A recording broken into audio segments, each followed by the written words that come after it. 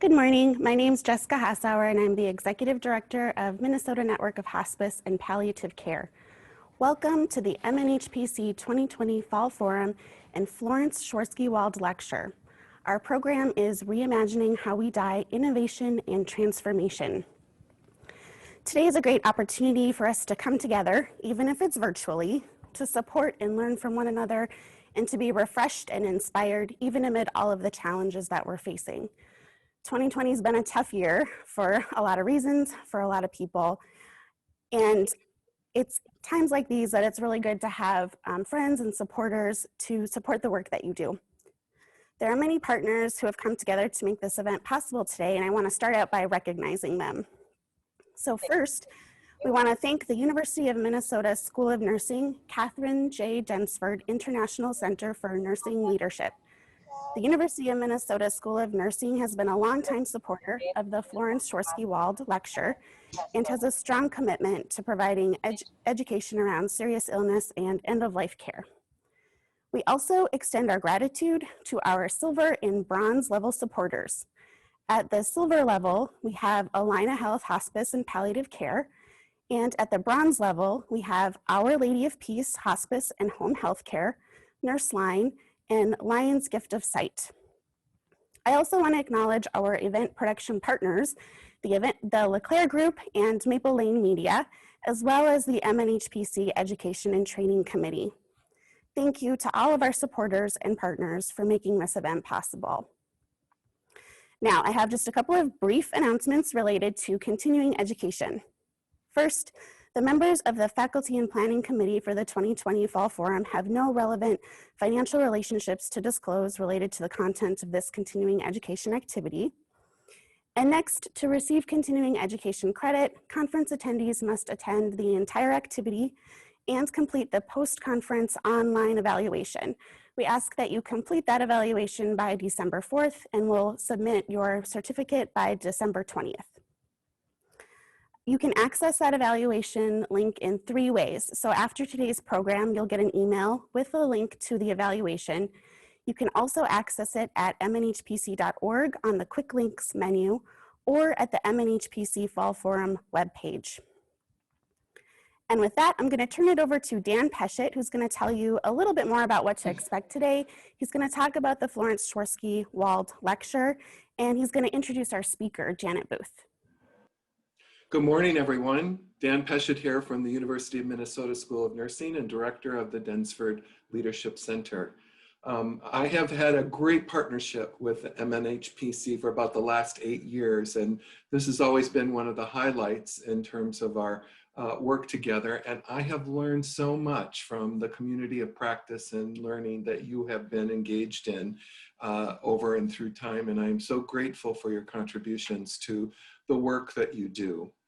I think we have a great program today. I have enjoyed getting to know Jan Booth, and she has got a wealth of experience, and she's going to share with you and invite you to reflect on some serious questions in terms of your own work, and also sort of take us on a little tour of past, present, and future issues and trends in the area of hospice and palliative care. And so she has been a great partner in all of this.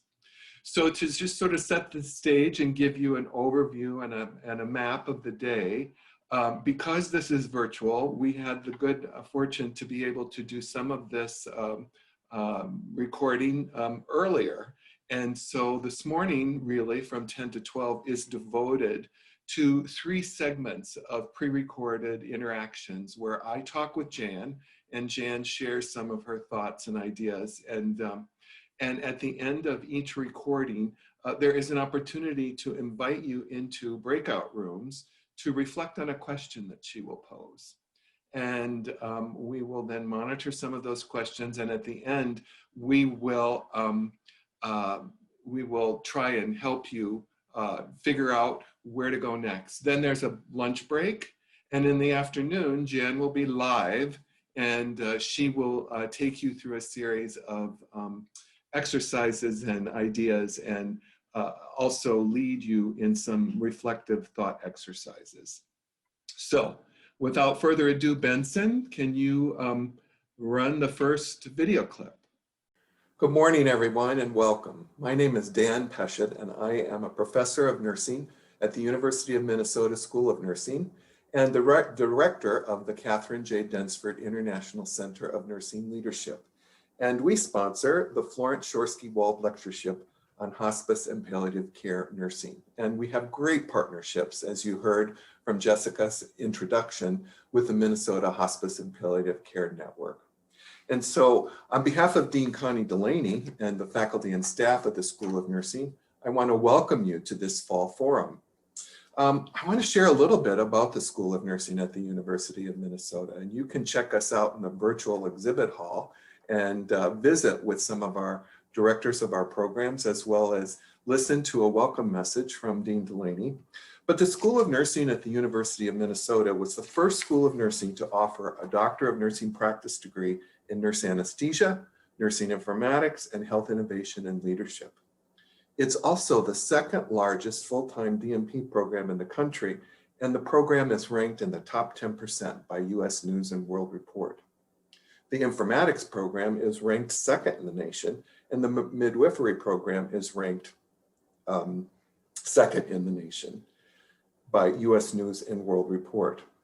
The School of Nursing last year awarded $2.3 million in scholarships, and this is the 5th consecutive year of being recognized with the Health Professions Higher Education Excellence in Diversity Award from Insight into Diversity magazine. There are 34 faculty who are fellows in the American Academy of Nursing.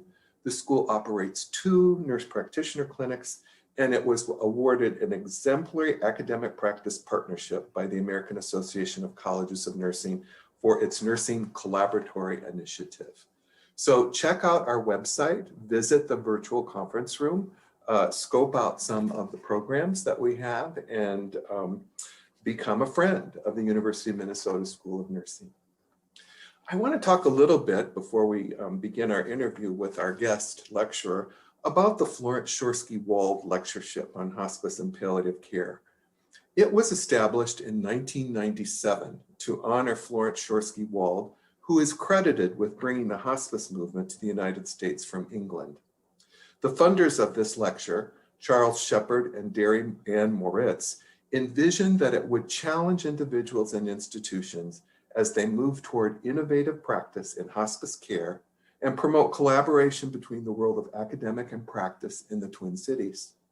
The annual lectureship provides a public forum for hearing from a noted scholar in the area of palliative care, hospice, end-of-life care, and for drawing together faculty and care providers throughout the community to reflect on the care of persons who are dying.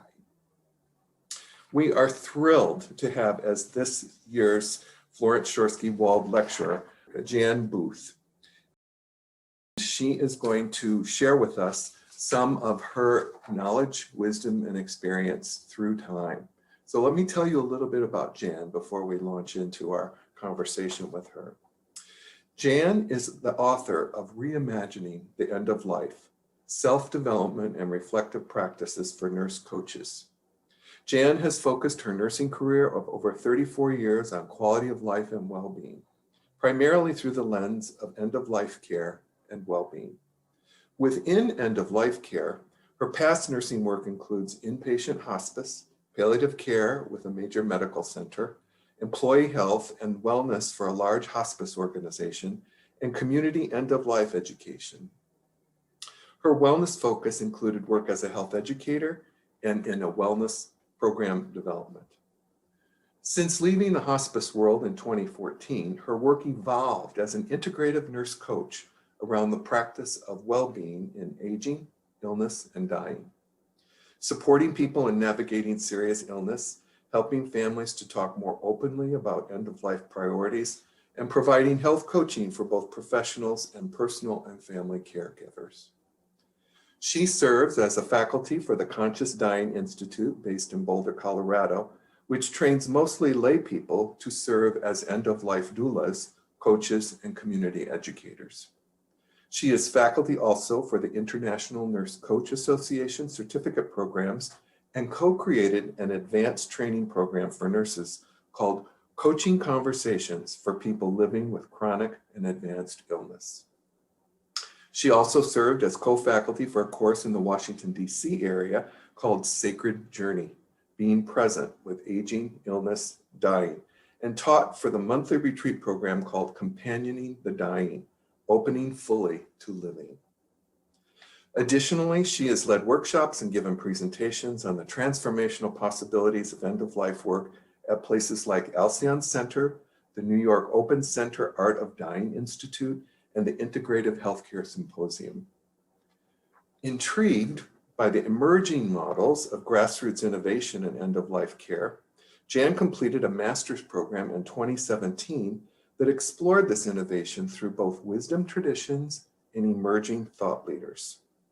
Jan's book for nurses and nurse coaches, called Reimagining the End of Life, Self-Development and Reflective Practices for Nurse Coaches, won the American Journal of Nursing's Best Books of 2019 award in 2 categories, palliative care and professional development.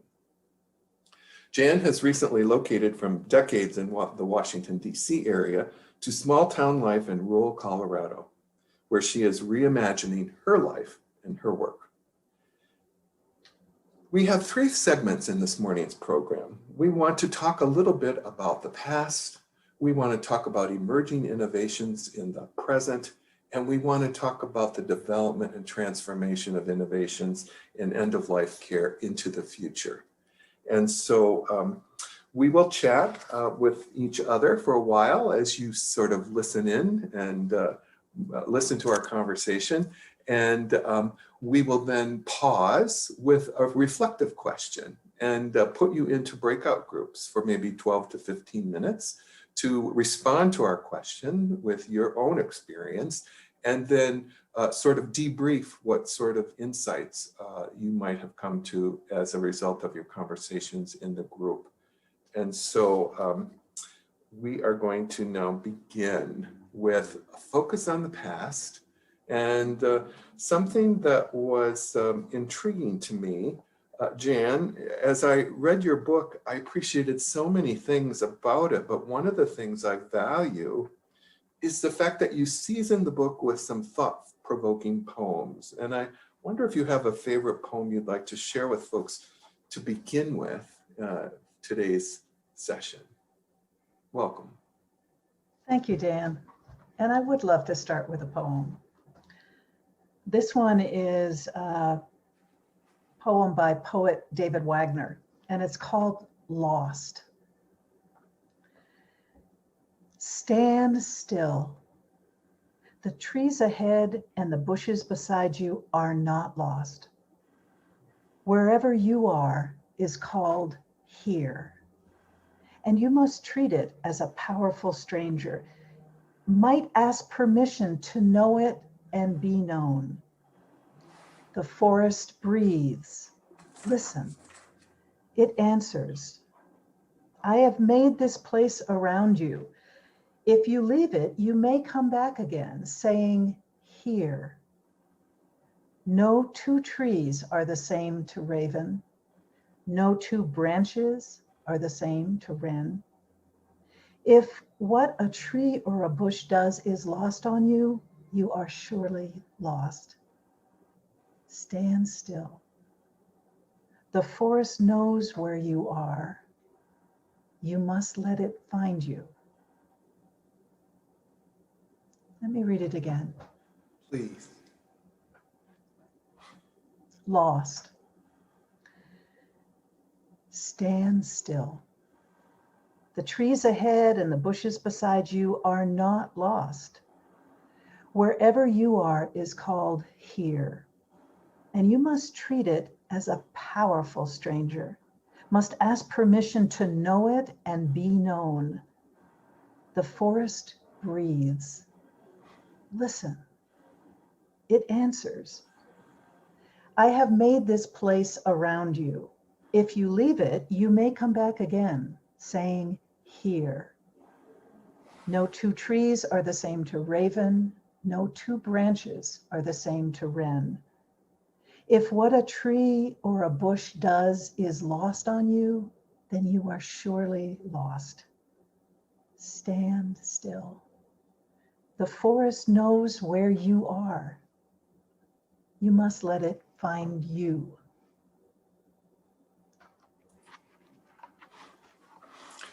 Wow, thank you. Poetry does have a way of evoking all kinds of things, and I appreciate you weaving that into your works and encouraging people to use that as a medium and a modality for personal reflection and the development of some insight. So I wonder if we could start by you sharing with us how you got interested in end-of-life care, because I read in your book, you originally wanted to be a midwife and birth babies. So how did that all come about? Yeah, that it sounds very different, but actually it ends up not being quite as different as it sounds. Being very drawn to very significant transitions in life. I was in nursing school, as you said, all set to be a midwife, and someone gave me a copy of a book. I wish I could remember who that person was, because it was actually life-changing. They gave me a copy of a book by an American Buddhist writer named Stephen Levine, and the book is called Who Dies? And the major insight in the book that was a sudden shift of my direction was the idea that there is healing and there is curing. And there was a story in the book that I won't go into now, but if you read the book, you'll really enjoy that story, where there was a very significant healing of a person through dying peacefully. And I can't explain why that story suddenly shifted my complete trajectory. But sometimes I think of it like a compass, and that we have certain destinies in the work we do, and that when we resonate with something really important for our particular life path, it's like the needle of the compass is honing in on it. So I loved inpatient bedside work. I love what I learned about symptom management and providing comfort. I love the education, the normalizing, the naturalizing, the use of emotional intelligence, the teamwork. I really loved all of that. But I found at one point that my own experience of compassion fatigue led me to a whole nother understanding that there was not only more going on I needed to pay attention to in myself, but it also opened up my deep interest in the non-medical aspects of the dying process. In particular, what also motivated me in moving forward in my nursing career, end-of-life nursing career, was I heard so many people saying, why didn't we know about hospice sooner? So that led me to an exploration of working in palliative care. What are the conversations that are happening before hospice? It's led me out into community education to want to more to open the conversation about dying. And it's also led to my fascination for tracking new models of care in end of life. Wow, you are a woman with a mission. Apparently. You are clear about your why be do. Why are you here? Who will you be and what will you do? Yeah, that's right. That compass needle is serving me well, I think. True north, as they say. Yeah, yes. That's great. Yes. That's awesome. So the other thing I appreciated about your work as I read your book was the reference to Joseph Campbell's work about the hero's journey. And how does that relate to the work you do, and how do you use that to frame as a frame of reference for people who are in hospice and palliative care, as well as educating people about hospice and palliative care? Yeah, that's a great question. I became interested in this journey that I referenced earlier. I became interested in other ways of talking about the dying process outside of the biomedical model, outside certainly of the model of death as a failure, or the discussion of death being taboo. So this idea that if there's a problem, so let's say the problem is people in our general American culture don't talk about death. Let's say part of the problem is people are coming in at the last minute into hospice and palliative care programs, if they can find a palliative care program. Let's say part of the problem is confusion about goals of care. We're not going to meet those problems with the same work that we've been doing up to this point. Something's not working. So that's part of why I'm trying to pull back and look at a bigger mythic, in some sense, mythic model of how do human beings, what is the wisdom we know about how humans have navigated challenging times in their lives? And so Joseph Campbell has brought to our cultural illumination the idea of a heroic journey. And there's a slide here that you can see that refers to rites of passage. And there was an original scholar, Arnold van Gennep, who did a lot of the work that Joseph Campbell and others built on. And he was interested in rites of passage, particularly things like young people becoming adults, but also was looking at end of life. And he found these three phases. One was there's a separation from regular reality, and then there's a period of some kind of initiation and moving to transformation. And then the third period is coming out of that time and integrating into the rest of your life. Some of you hospice and palliative care people are no doubt familiar with Kathleen Dowling-Singh, who wrote a beautiful book called The Grace in Dying. And she gives it just slightly different words, but it's the same idea. She refers to the chaos that sends us into this period of uncertainty and not knowing. She refers to that second period as surrendering to this time of disequilibrium, and then coming out in, she refers to the word transcendence. So Joseph Campbell, you can see the pattern in all three of these, right? And so Joseph Campbell's work is he talks about this call that you hear something, or I would say, life happens and you're thrown into something maybe against what you would have wanted. And then there's this second period, which is often feels like an ordeal. If you think about myths and fairy tales and Star Wars, Wizard of Oz, any really good story, there's that period of conflict, ordeal, challenge, difficulty. But through that, we find things within, often helped by mentors, often helped by insights, and we are transformed and then return back to our lives changed. So here's a model. Don't be overwhelmed by all the numbers, but here's a model that someone put together of the heroic journey, just to show you, for any of you in particular who want to know more about this, this might get you interested.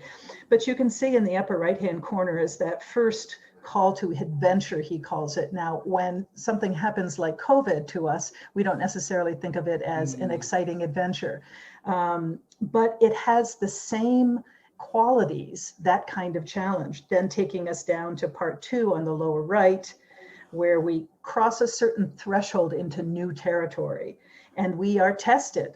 Then on the lower left, this idea of transformation through this ordeal, and then ending with the return back to our regular lives. So here's another one that might be a little easier for us to look at right now. This is kind of broken down into 4: call to adventure, the ordeal, the transformation, and then the return back to our lives changed. And this model really fascinates me, because I think of the hospice and palliative care families that I've worked with, and I know many of you have worked with. And in most of our cultural experience of end of life, it's something at all costs to be avoided. And I'm interested in other ways to talk about it, not to deny the grief and the loss that is at the heart of our leaving our lives or saying goodbye to someone we care about. But I'm really interested in another way to talk about the transformational possibilities that are also there in our lives, dying as a natural part of the spectrum of human life and development, what's purposeful and meaningful in it. So that's where my interest in the heroic journey comes from. So you're really saying that maybe each of us has a heroic journey, and if we would take time to pause and reflect, maybe we could see ourselves in some of those stages and challenges that are outlined by so many scholars in terms of the mythic nature of it all. So I think, is that a question you want to pose to our folks? I would love to, because I think this is an interesting model, even if you're just being introduced to it through these last couple of minutes. I think there's enough there that you can grasp to look at a question. And we're going to give you two options that you may want to talk about. The first one that some of you may feel more drawn to is to think about your own calling, using the word call to adventure that Joseph Campbell did, your own calling to this work.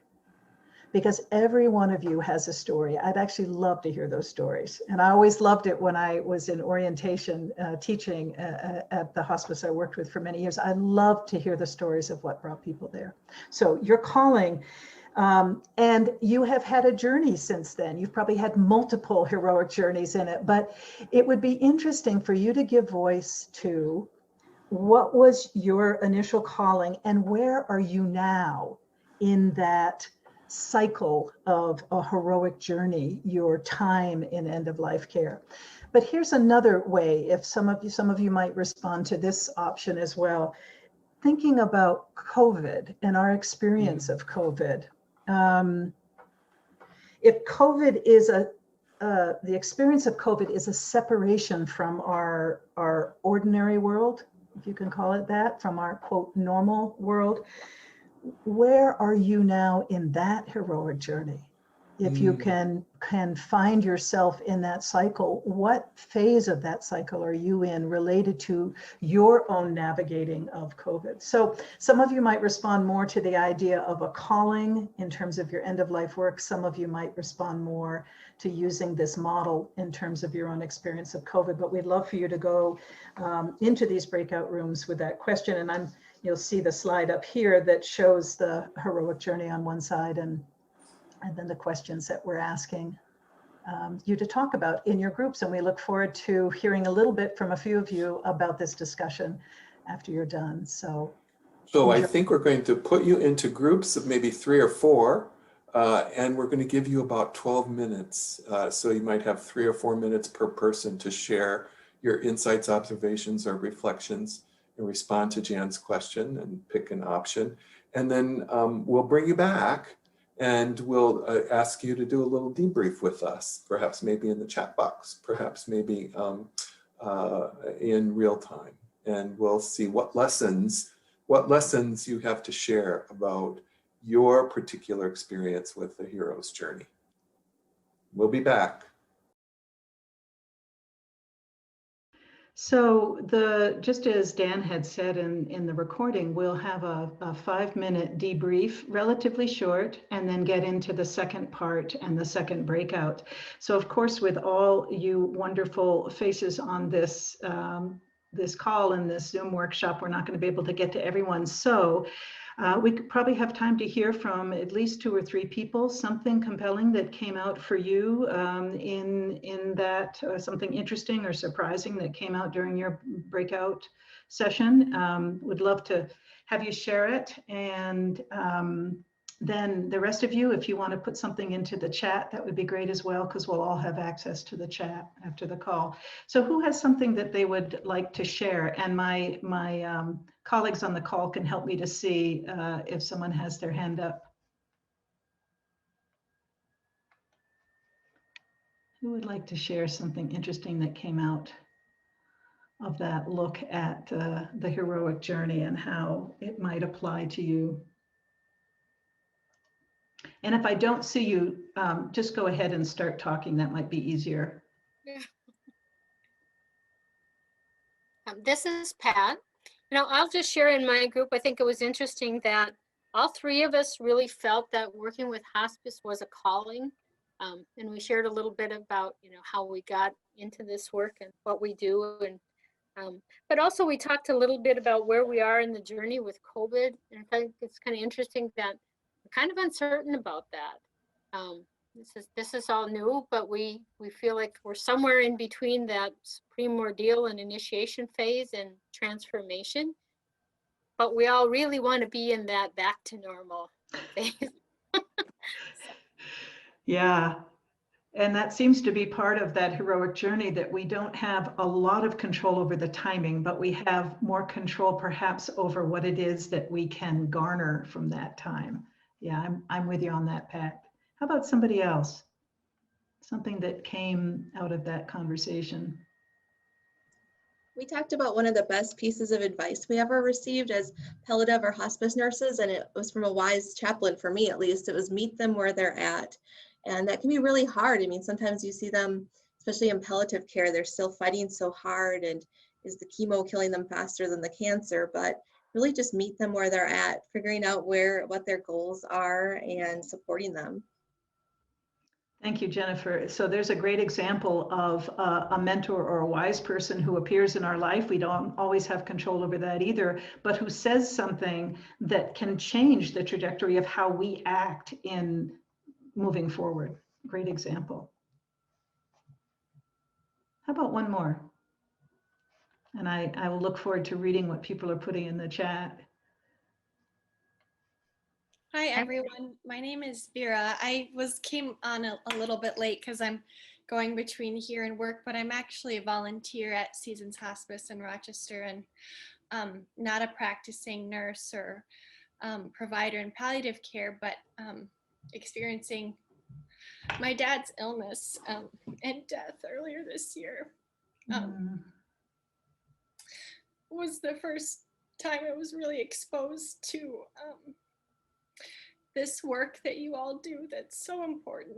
And I wanted to get involved as a volunteer and just learn more about the field, because it's incredibly important and life-changing and impactful. So thank you. Thank you, Vera, for sharing that and bringing us right into the heart of this work. And in that time, in that heroic journey, there are many moments where our hearts break, right? Where our hearts break. And at the time, it may not be helpful, but later we may look back and say, okay, I understand what Rumi and Leonard Cohen and others were saying when they say, when our heart breaks, that's how the light gets in. It's not often easy to really believe at the time. So thank you all, and I look forward to reading what people wrote in the chat. Let's go into the second phase, and Benson will start us off on that, and then you'll be going into groups again. So thank you so much for your engagement. Well, welcome back, everybody. I appreciate you sharing your insights and observations and the wisdom that you garnered from your conversations with each other. We're going to move on to section 2 now in terms of present day challenges and innovations, and chat with Jan. I noticed early on in your book, Jan, you noted it's important to acknowledge and deal with fear about end-of-life conversations. You also noted ambivalence is an issue that needs attention, and there's some competing values about fears and anxieties and taboos. But there's also certain innovations that are happening in the area. And so the whole culture of hospice and palliative care and end of life is being disrupted somewhat by some innovations. And I wonder if you could talk about some of those things in terms of your experience and share with folks. Sure. Let's see. Let me just talk a little bit about fear, and then ambivalence, and some strategies we might use. And then I'd love to share a little bit about just what you referenced, some of the disruptors that are helping to change the end-of-life landscape for all of us. Fear is very significant in any conversation about death, dying, grief, and loss. And we could start with our own fear, and that's a strategy in itself, because I think the more I, as a practitioner, am aware of my own fears and anxieties about my own death and dying, being ill, being cared for, my fears and anxieties about my family, my own recognition of how hard these conversations are, even within my own family. I think that's a really good way of grounding and bringing a certain humility into this conversation. So, when I've researched and spoken with a large variety of nurses in particular about what is it that stops you from taking more leadership, particularly in these conversations about goals of care. It's often fear of saying the wrong thing, fear of stirring up emotions, and I'm not sure if I'll know how to handle them. And discomfort generally with stepping into that territory that feels like it should be someone else who's doing it. Now, that's a huge generalization. But it's also important for us to recognize the fear that's there in the dying person who is looking at, the fear of the unknown, what happens when I die, and the fear of judgment. Am I going to be punished for the life that I've lived? Fear of pain, of suffering, of being dependent on other people. And you all know you work with this, and so you're so well attuned to that. But I think it's really important to acknowledge how significant that is, because it's one of the biggest roadblocks to open conversations about living and dying. There's also fear on the part of the caregiver. Am I going to be able to handle this? Will I be able to live without this person? So fear can shut down conversations. Fear can shut down the expression, the natural, normal expression of feelings. And you think of emotions, whether they're intense or less intense, emotions have that wonderful word motion in it. They're meant to be felt and to be moved on. So, in terms of some of the strategies around that, starting with yourself and doing your own self-assessment, starting with conversations in your own family so that you're walking the talk with your own family and practicing there. And then assessing what it is that we're afraid of, what it is that another person is afraid of, so that we're going right to that area to talk.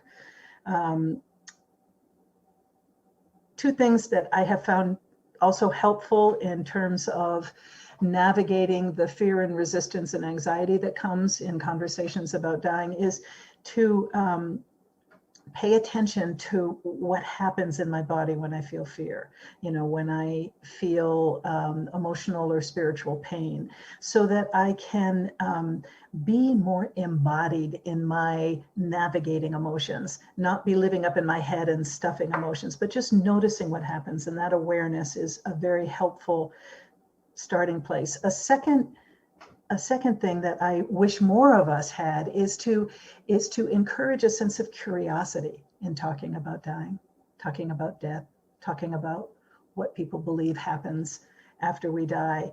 And that curiosity and being able to model that is often a very helpful way to normalize a conversation and encourage a more open conversation. And one other thing, let me add to that in terms of these conversations, because you mentioned ambivalence. Ambivalence is completely normal and natural when we're facing change, we're facing transition, and we're facing the end of our life.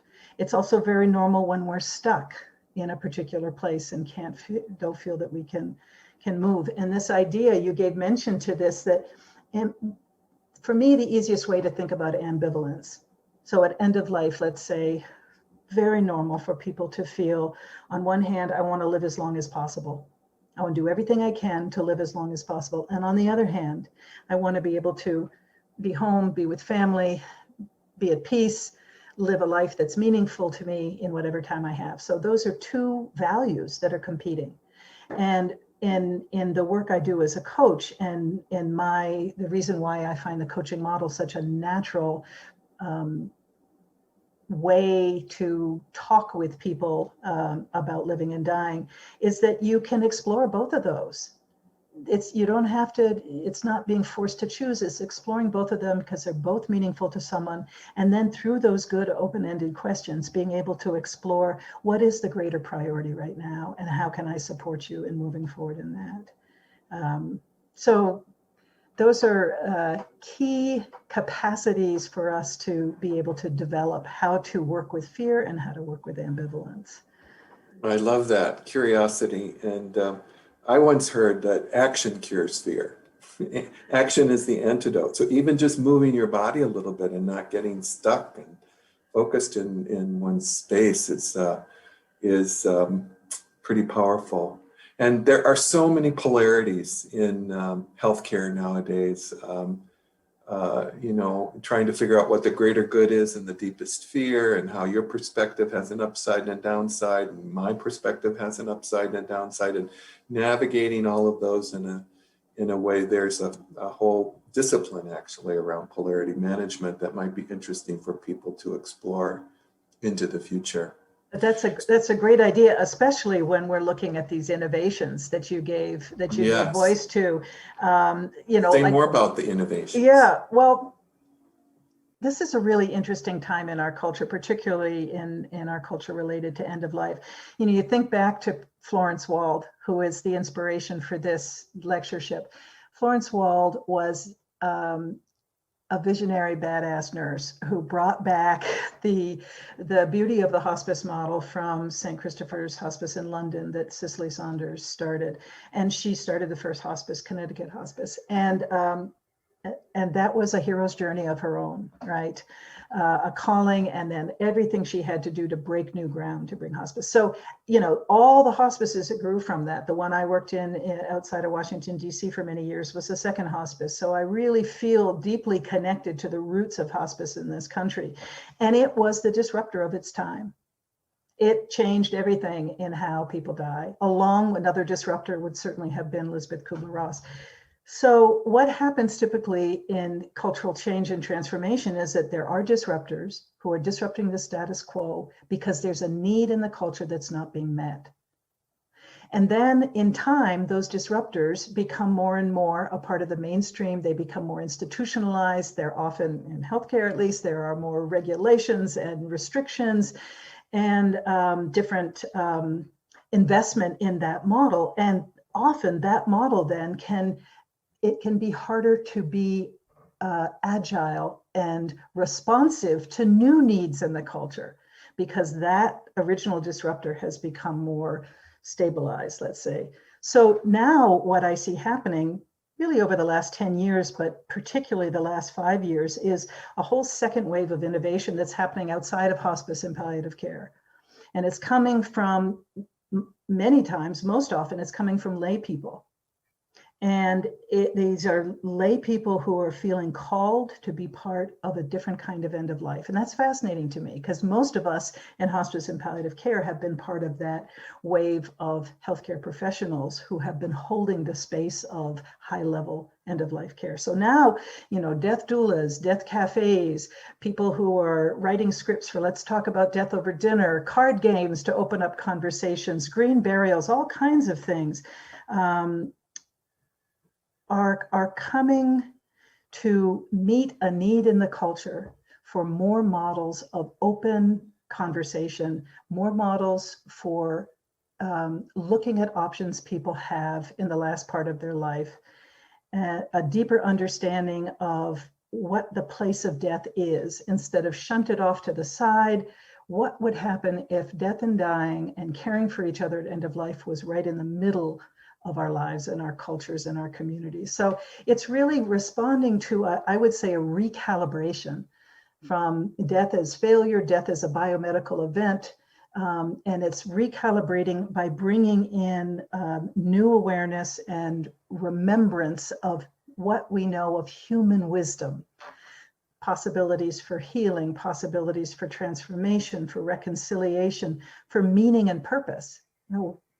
What a wonderful way to recalibrate the place of death. So I'm very intrigued with that innovation. And in fact, I'm part of it by teaching in a death doula program. I feel like I'm straddling two worlds and helping those two worlds to work together. And we'll talk more about that this afternoon, of how we can bring these communities of practice into a different relationship. I'm curious about the innovations that people might be experiencing in their own work, in their own sphere of influence. And I think you have a question you want to pose to the group about that. Is that right? Yeah. Second question about current day innovations and what might be the consequences for people who are practitioners in the field. That's right. So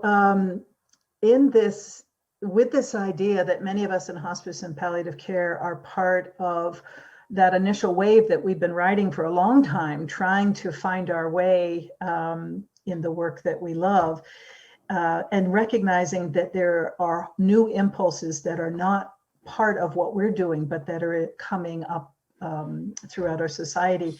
I'm really interested in you all looking at, do you have any fears about these innovations? You know, what are your fears, or what are your concerns about them? And then the second question, and you'll see this on the slide here, the second question is, what is the greater purpose you see in terms of the value or contribution of these new innovations to the evolution of end-of-life care? So do you have any fears? What are your fears or concerns about these innovations? And second, do you see a greater purpose in terms of their value and contribution to this end-of-life work we all love as it evolves, as it is meant to evolve? So those are the questions I'd love to have you chew on for a little bit together.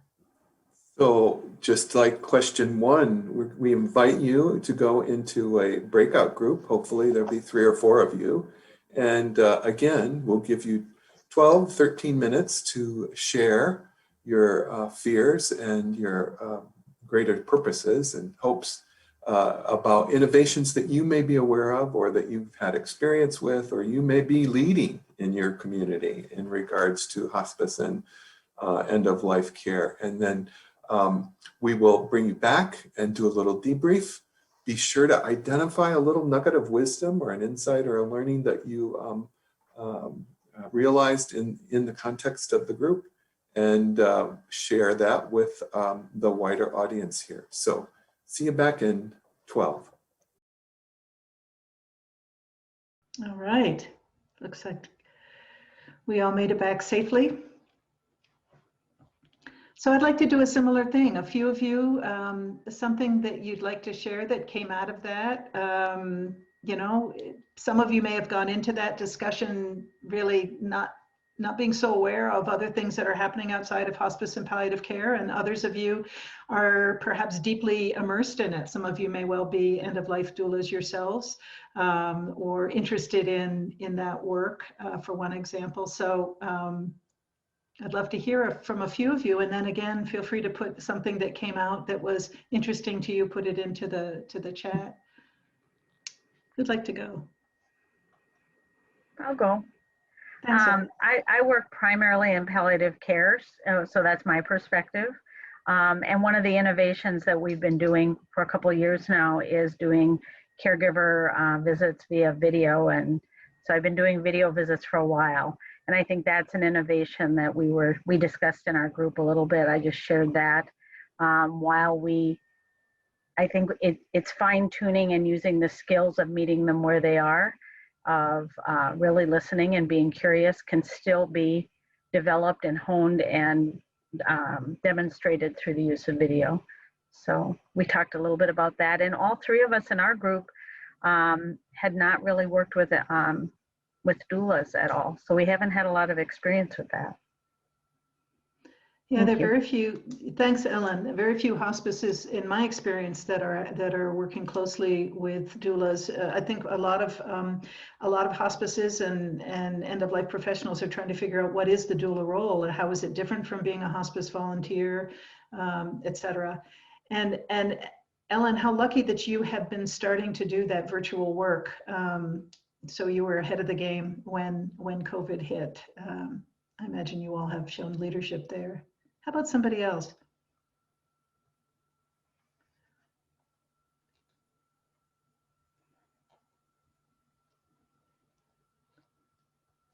I'll share. First of all, 12 minutes is way too short in our group. Talk. But yes. I have 2 great chat room mates. And what we talked about is that, my fear as a hospice nurse for years and years was when doula, I first heard about this when I was speaking on the East Coast. I went, oh my goodness, they're getting into our hospice territory, right? So let's just be honest. Sometimes when we don't know something, it appears as a threat. But having lost both my parents this last year, I think we in hospice need to acknowledge we can't do it all. And there are gaps. And what role does, as you said so well, what role does a doula fit? How can they be? We're always saying people enroll in hospice so late. Yeah. Might there be opportunities for much earlier introductions? And then in regards to some of our innovations and fears, I am just going to encourage us not to use COVID as an excuse.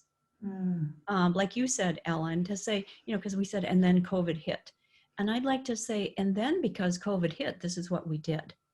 And how can we really think of innovative ways for our volunteers, our doulas, or whomever, to have phone conversations. While we were on the call, one of my chat mates, I'm not gonna share her name, but she received a phone call from her daughter.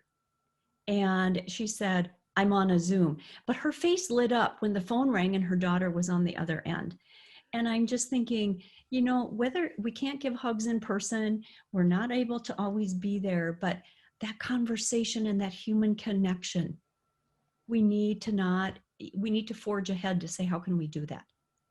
So I'm going to take up the 12 minutes if I don't be quiet here. So I just wanted to share that. Lois, thank you so much for what you said. And that was also a wonderful lead into some of the work we're doing this afternoon, which is to look at what is it that we're all bringing to this conversation? What is the wisdom and experience that we bring from the experience we've had, and what is coming from some of these newer impulses, and how are we stronger together? So I really appreciate that.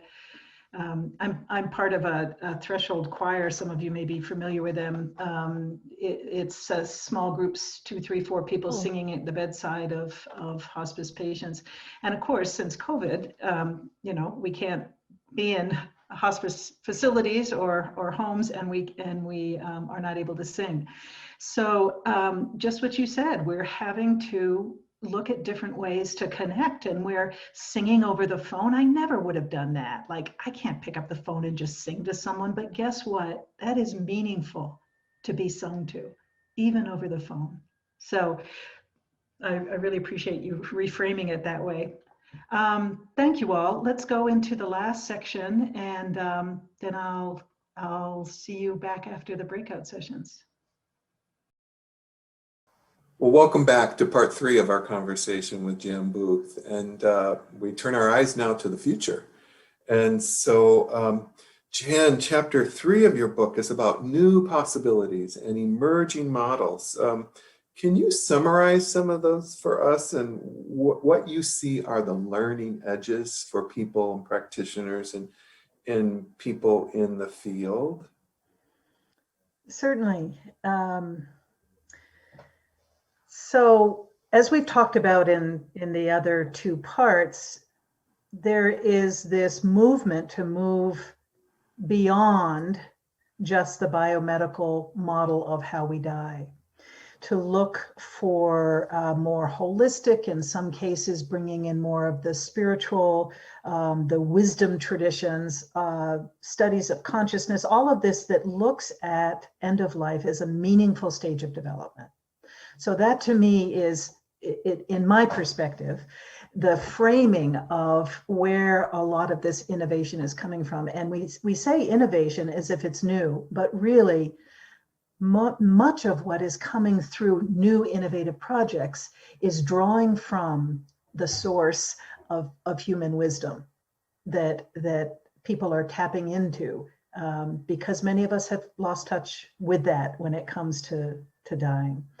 So in my studies, I divided these fresh thinking thought leaders, all of that, into 5 main areas. One is how we age and what's changing, particularly through the baby boomers, but even with the baby boomers' parents' generation, what are some of the new models for aging? Just one example might be this idea of innovative housing options, where multi-generations live together, or a group of aging adults share a caregiver or share some common space as they downsize. Many other examples of that. A second area is how we talk about death and dying. And that can be all kinds of things, from death cafes that have sprouted up over the last 10 years. Originally started in Switzerland, and then England. The thought leader in England really popularized it. And now they're all over. If you go to deathcafe.com and look at where these are happening, it's brilliant because they're happening in the places in the middle of our cultural lives. So they're happening in Paneras and Starbucks coffee shops. They're happening in church basements. They're happening in library rooms and community purpose, multi-purpose rooms. And there's just a simple question that you ask at a death cafe, group of strangers coming to talk about death. And the question is, what brought you here? And then the conversation takes off from there. There are also all kinds of interesting resources available to anyone, particularly if you go online. Things like Let's Talk About Death Over Dinner, which is a whole script and invitations you can send to people to have a kind of fun but deep conversation about death and dying with your friends. There are things like the Conversation Project, which help people to talk more openly with the people they care about, how to start those conversations. There are card games that are used in many retirement communities and senior centers to open up conversations. Just some simple ideas there. And I talk much more about it in the book and give a lot of resources because I think it's fascinating. The third area is how we make medical and treatment decisions and some of the things that are changing there. So many of you are familiar with 5 Wishes, which has been out for quite a long time. And there are things like the Stanford Letter Project, which was this idea of writing a letter of what matters most to you, to the people who will speak for you, and also to your primary provider. And also the rise in interest in the right to die, which is, in my experience, is pretty controversial in this country. It's very controversial in this country, but is gaining more and more momentum. And that's a place where I think it's good to use our capacity for curiosity, to understand where this is coming from and to understand what's behind it. And then another area is, a fourth area of innovation is how we experience the time of dying. And that's where we see the rise of death doulas and death midwives and end-of-life coaches and all of that, where we see things like living wakes, where people have a funeral while they're still alive and bring everyone together so that the dying person has a chance to be able to hear and say what's important. This idea of conscious dying, which is a more intentional desire to be aware of the possibilities for transformation in this part of our lives. And that's a lot of what I think I'm referring to when I say that we look at this time as a meaningful, purposeful time. So the last area has to do with after-death care and some of the innovations there that are old models, but that we're revising in the 21st century, have to do with more interest in home funerals, in 24 to 72 hour vigils after death of the body staying in the home, green burials as people are looking at the environmental impact of how we bury our dead, and many other examples. You look for those innovative practitioners within the funeral industry. And I would say there's just one last thing, is that there's a whole blossoming right now, not by choice, that is coming because of COVID. And you all are very aware of that because you're living it in your own professional worlds right now. But what we have been forced to develop, but that I think might also in its own way be moving us forward to look at, how do we communicate with people we love and care about when we can't physically be with them? I think it's helping us to understand another level of the power of thought, of prayer, of intention, of how consciousness works. I mean, this is another area where I really encourage people to be curious. and to listen to people who have insight into this. When we can't physically be together, how might we be with others? But those are some examples there of what I consider emerging models, many of which are drawing from human experience, many of which we lost contact with over the last 50, 60 years in our necessary focus on medical treatments and great advances in how we cure disease and how we revive hearts and how we cleanse kidneys, and there's been a wonderful piece of that more acute emergent care. And I think in the midst of that, we have also lost an important part of our humanity and how we care for people at the end of life and how we imagine our dying. So certainly these innovations and transformations are well beyond the medical model and offer all sorts of possibilities for people to develop, to explore, to learn more about. So I think you have a question for our group, right? In terms of what these things might mean and how it might transform end-of-life care. I do. And this question comes from something we'll talk more about this afternoon as well, but my desire for all of us who care deeply about how people die, how we all die. I'm really interested in what is the knowledge, the skills, and the wisdom that we bring. And those of us who have been working in hospice and palliative care, whether it's for months or for years or decades, we have learned so much that I would love for that to be shared as part of this emerging evolution of end-of-life care, just as I am very interested in what people who are outside of hospice and palliative care, who are hearing a call and wanting to be part of this transformation, what fresh perspectives they bring. So that's sort of the context that I'm asking this question in that will lead us into the afternoon. And here's the question. You can see it up on the screen here.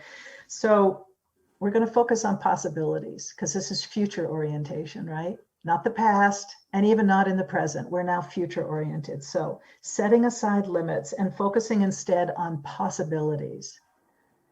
What can you imagine as an ideal transformation for end-of-life care? All right. So this is not a place in the few minutes that you have to speak to say, yeah, but that would never work. Okay. So we're doing possibility thinking, and as best you can, tap into your heart and soul and spirit as a hospice and palliative care professional, or as anyone else coming to this workshop with a deep interest in end-of-life care. And tap into that place that is not so much up here and not so much affected by what is happening currently in your workplace. But really have fun with the possibilities of what you deeply care about could be reimagined transformative end-of-life care. It's a real challenge and a great question. And so I'm anxious to see what will happen when people return. So we're going to put you into groups again, maybe 12, 13 minutes. Share your possibility thinking. If you had a magic wand and you could transform end-of-life care to be better than you have experienced now, what would those transformations be? And how might you take those into the future with you? So we'll be back in 12 to 15 minutes, and we would welcome your insights and your suggestions, the opportunity to either put them in the chat or give a voice to them. So see you soon.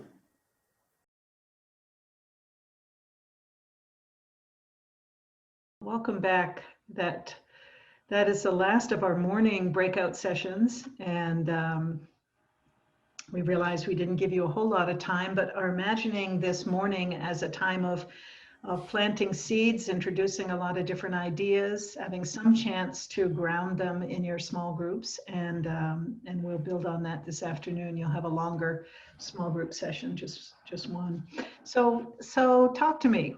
What came out of that was interesting, inspiring, surprising? Possibilities. Yeah. the possibilities, if we could create.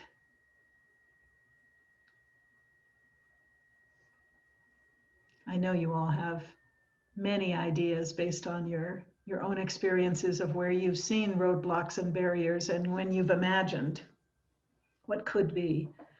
I can jump in. Yeah, please, Lynn.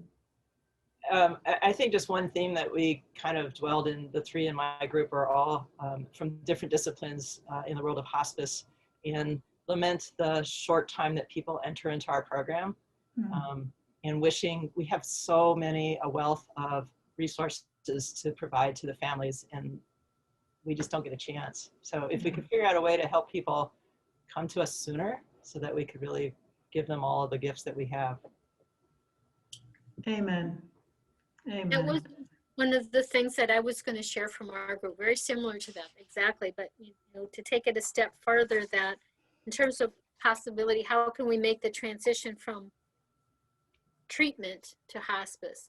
And wouldn't it be wonderful if people could start hospice even while they continue to pursue treatment? So that was one of the things that we talked about, you know, more palliative care that is hospice kind of oriented, you know, but you continue treatment, and but also how we have those, you know, that part about focusing so much on treatment and how sometimes it prevents people coming to hospice, and the treatment is no longer helping, but it continues and robs people of quality of life. Our group actually took that even a step further. And Lisa was talking about palliative care from birth. That we aren't treating patients holistically from birth. We aren't talking about eventual goals and outcomes at all until, sometimes period at all.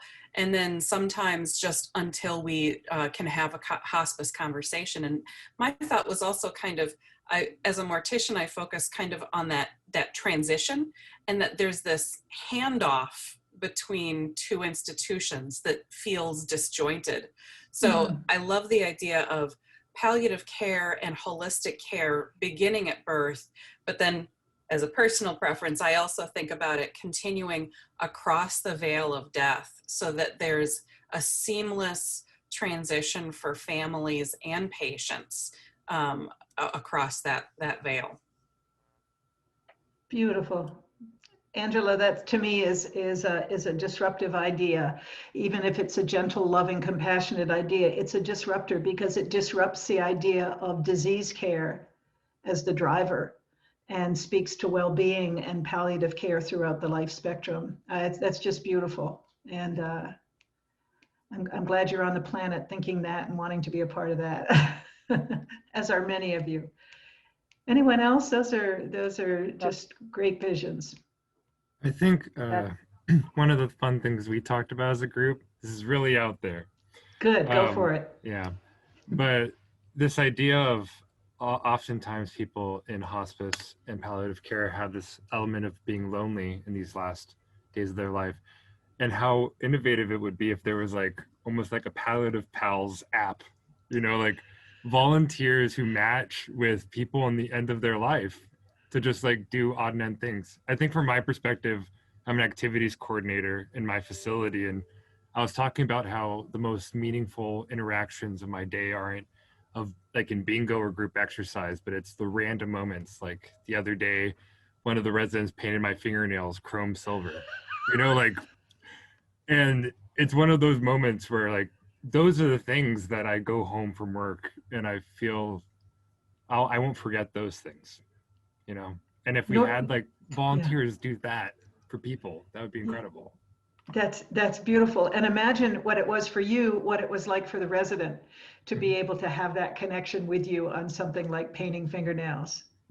Beautiful. I love the idea. See, I was in Brandon's group. My name is Laura. And I was thinking about another thing too. You know, we have utilized the terminology do not resuscitate and do not intubate for years. And, you know, maybe this is something that I'm not aware of, this, you know, out there, but if we could, like, as a society, as a medical community, change that language to allowing natural death. Yes. It just makes way more sense. Yes. You know, and it doesn't insinuate we're not doing something that we should have done to That's begin right. with. So I just Laura, had Laura, another that's thought. beautiful. Yeah, and I know of various places in the country and various programs that have tried to move AND, allow natural death, over instead of do not resuscitate. And I think it may seem like a simple thing, but it's a massive transformation in our thinking if we were to change those 3 letters. So I really appreciate you giving voice to that. All right. Let's move. We have one last very short segment, and then we'll be back together. This is about a 6-minute segment to end most of the morning. So enjoy. Welcome back, everybody. Jan, you've provided people with great resources during our conversation, and the appendix of your book is just filled with great suggestions, practical advice. I particularly like the useful language for end-of-life conversations and care conversations, and you've included some other poems for reflection. And so as we end our conversation today, I wonder if you have another poem you'd like to share with folks. I would love to. This is one of my favorite poems by William Stafford, and it's called The Way It Is. There's a thread you follow. It goes among things that change, but it doesn't change. People wonder about what you are pursuing. You have to explain about the thread, but it is hard for others to see. While you hold it, you can't get lost. Tragedies happen, people get hurt or die, and you suffer and get old. Nothing you do can stop time's unfolding. You don't ever let go of the thread. So let me read it again. And by the way, this was written by William Stafford about 3 weeks before he died, which I find particularly meaningful. There's a thread you follow. It goes among things that change, but it doesn't change. People wonder about what you are pursuing. You have to explain about the thread, but it is hard for others to see. While you hold it, you can't get lost. While you hold it, you can't get lost. Tragedies happen, people get hurt or die, and you suffer and get old. Nothing you do can stop time's unfolding. You don't ever let go of the thread. You don't ever let go of the thread. That can be a wonderful poem to open a conversation right there, you know, to talk with people about what for you is the thread. You know, what are the things that are meaningful to you, that have been meaningful in your life, that you want to bring into this last part of your life. And it can open up a whole different kind of conversation than one might that might happen in a healthcare setting with checklists and the orientation that we often have in healthcare. So remember the use of poems, all of you, even if you're not as familiar with them. Maybe just start looking at poems, find a couple poems that speak to you, and look for possibilities, because it's the language that's opening doors, I think. And that's really the key to opening conversations in a new way, not the old way that met a lot of closed doors, but new ways to infuse this time in our life with new possibilities. And I think the symbolic language in poetry, the images, I think the images that come from myth, like we were talking about the heroic journey, all of these things are a desire to draw from a different kind of knowing, more from wisdom, more from bigger pictures that help us to move back a little from the immediacy of what feels often to many people very stressful, can feel tragic, and we can feel lost in the pain and the grief of it. All of that is still real and is still there, but pulling back to a bigger picture is often what can shift us into reimagining the end of life. Well, Jan, thank you so much for your leadership in this space and for sharing with us some of your ideas and thoughts and experiences and observations. I wonder if you have a little preview for folks about what they will experience this afternoon. Well, what I'd like to explore this afternoon is to go more deeply and intentionally into what it is each one of you bring into this conversation, into the conversation about the evolution as we move forward of end-of-life care. So looking at what you have learned, what is the wisdom and the knowledge that you bring, and what might be the possibilities for our working with other communities of practice to be part of this evolution of a kinder, more authentic end-of-life care in our country. We'll also, one other thing is we'll also do an experiential practice together that I think is a lovely way to end our time together, a grounding and uplifting experiential practice, which I'm hoping that you all will enjoy. So everybody stay tuned, and thank you so much for participating in today's session, a recorded session. I think the recording will end, and then I think we have a few minutes to field questions live in person. And so both Jen and I will be here if you've got questions. One thing I often ask students to do in courses is I use something called a visible thinking routine from the Harvard School. And it goes like this. You ask people to reflect and answer the question, I used to think, and now I think. So you can compare and contrast things. So I would invite you over lunch or during the break to muse around with that question. I used to think, but now I think, based on Jan's experience and her opportunities that she shared with us. And so have some lunch, take a break. We'll return at 1 o'clock for the afternoon session. And thank you so much again for participating in our work today. So before you leave, we just wanted to do one last thing. We have a couple of minutes here. We'll start right up again at 1 Central Time. Is that right? Yeah, I'm on Mountain Time, so I have to keep double checking that. But Benson has put up something here that will be fun to see. I'm sure some of you have done word cloud kinds of experiences before, where you get a sense of a whole group of people where they are. So try this before we leave for lunch. Share one word that summarizes your experience of the morning. And you see a couple different ways you can do it. You can either do it online, pollev.com/MNHPC, or you can text it at no cost to 22333, and then it will start building. So just one word that arises out of our experience of the morning. And Jess, do you have a couple things while people are putting those words in? Do you have a couple things you want to share?